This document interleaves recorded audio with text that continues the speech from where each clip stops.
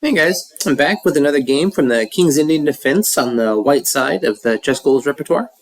And this King's Indian's been coming up a lot in my games, so I've been studying it quite a bit, and I wanted to share with you some of the games that I found. And I had faced this position, and so I wanted to see how someone else handled it, and it was a new move, but I think it's going to transpose back. So Black played knight to a6, and his idea is he's still just going to head to c5, and he's not blocking the bishop. We go ahead and play g4 anyway, because it's almost certainly he's going to transpose that. If he had gone to d7, it ends up at c5 either way. He does play knight to c5, we go f3, supporting our pawn here. Plays a5, which secures the knight, and this is still part of our repertoire. We go knight g2, again with this familiar idea of heading to g3 to help stop this and then support these pushes. And then b6, which is not a move that has really ever been played. It's not that good of a move, and it's because the counterplay that Black's going to need to get when we cross our king over to this side of the board tends to come in the form of c6, opening the c file, or b5. And b6 just is slow, and it actually, when we see this b6, we should think that we definitely have a safe place to put our king over on the queen side, which is what happens in this game. We got queen to d2, he plays knight to e8, and we want to go ahead and flush our king out. We could play knight to g3, but then queen h4 is kind of annoying. We can't castle immediately. We have to move the rook over or drop the bishop back. And we especially don't want to drop the bishop back, because then we would risk losing control of the diagonal, and we may not end up getting castled at all. So I think it was simpler and easier just to go ahead and castle. And then Black played f5, which is kind of the whole point of their setup and why they dropped the knight back to e8. So f5. And in this kind of position, I thought this is what I thought was interesting, because I've always been tempted just to not think it doesn't matter which way I take, because I'm just going to take twice and try to open the position up. I'm going to be super excited about having an open g file. But it doesn't always work out that well for me. After something like this, he can just take, and he's going to drop the bishop back, and he's got counterplay down the f file, and this pawn might get to move, and his pieces aren't doing too bad. He's doing actually pretty reasonable. I mean, we're still better. His king is more open. But this game showed something instructive. He chose to take first with the e-pawn, and then after it takes back, not the recapture, but g5 instead. And g5 is an interesting idea. It's notice we're creating this 2-on-1 with the on the g and the h files, making it so much better when we actually try to break lines open here. We do get the counter imbalance here, but as we're going to look at, it's going to be difficult for Black to really do anything in either direction. In the game, Black chose to play f4, but if we look at e4, I think we're going to get a similar situation. And we get to f4, allowing this knight to sink in, and then we move the king out of the way, and then immediately take maneuvers to knock the knight out. Just trading a set of pawns, a few pieces get traded, but our king is much, much safer over here on the queen side. It's difficult to get this kind of movement going. It would cost you a pawn. Whereas on our side, we have pretty easy play. Can probably end up taking control of the file, and this is so much easier for us to play on the white side. So after f4, we just take the knight, and we're going to play on these squares and say that you will never have any sort of an attack here. And the other thing that's particularly nice about this g5 is it really restricts a lot of these pieces, as we're going to see in this variation. After b takes, knight to e4, hanging onto the pawn, bishop f5, and we just defend the knight.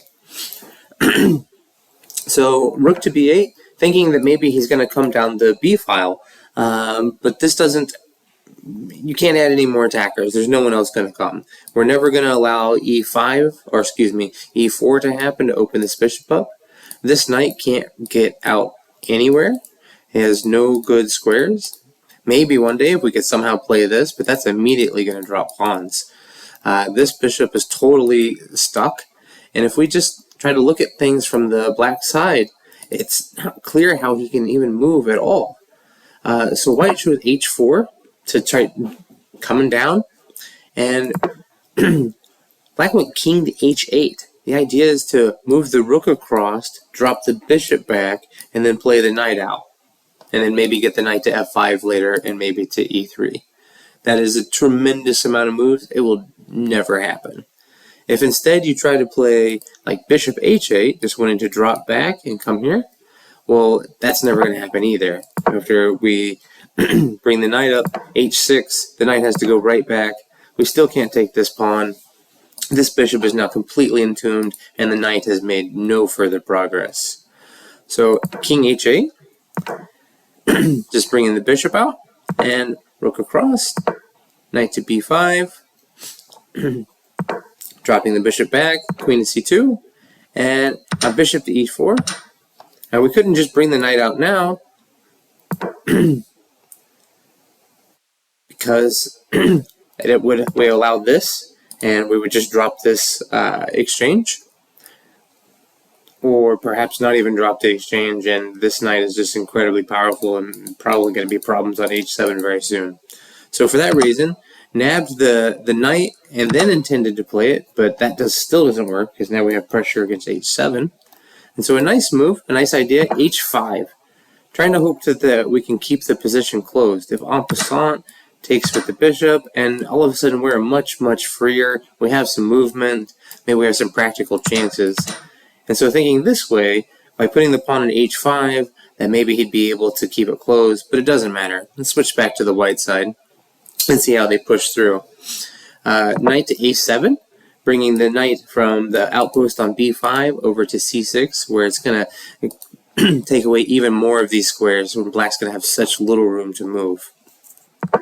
Queen to d7, knight to c6, rook to a8, a pretty sad move to make. Bishop to f5, going to plant the bishop on the e6 square.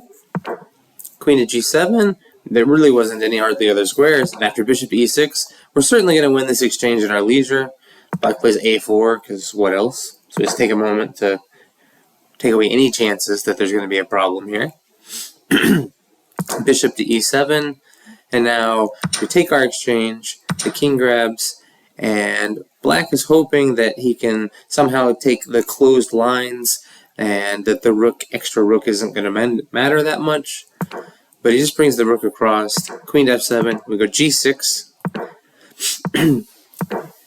queen f6, and then g7, and black doesn't want to take the knight after something as simple as here and then here. We're going to end up losing the queen or winning the knight. There's going to be a very quick mate here. So he decided he wanted to leave the... I ruined the surprise. He wanted to leave the pawn here. He played up. Maybe he was going to go sack the knight, something like that. But that allows this nice, pretty finish. Queen check. And then we move our own pawn out of the way. And after king h6, just grab the bishop. And there's going to be mate to come. We are threatening several different options. You can't take the knight because it's mate immediately. And here black resigned. So the key idea that we wanted to talk about, remember here, is when we face b6, we know it's definitely going to be a safe time to go to the queen side. And then the other idea that that was nice and interesting was when we have this option of taking with the e-pawn and afterwards not taking back, but instead pushing past and restricting the enemy pieces, and then creating this majority to open the position. And instead of capturing on the f-file, which gives us lots of targets along the f-file for black, and this is especially problematic in situations where we've had to play this f3 move earlier on. If the pawn's still on f2, defended by the bishop, it's often not such a problem. to capture twice and then proceed down the G file. But this is always an interesting idea. Thanks a lot, guys, and I wish you the best. Bye-bye.